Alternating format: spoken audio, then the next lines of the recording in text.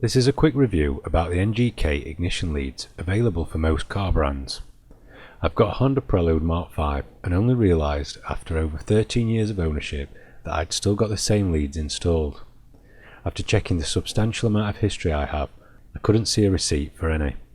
So my fear is that they may have been the original ones, which at this point would have been in the car for 25 years, despite my insistence that I maintain it really well.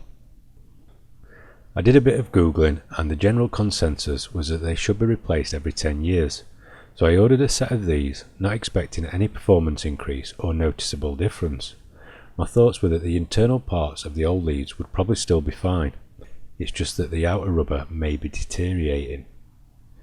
It's an easy job to do by removing the 4 bolts on the cover and then just popping off the old ones and popping the new ones on, taking around 10 to 15 minutes. Just make sure the rubber boots fit snugly all the way around. I did have a spare one which goes from the distributor to the ignition coil, which apparently is for cars that don't have an internal coil, like those with an F-series engine.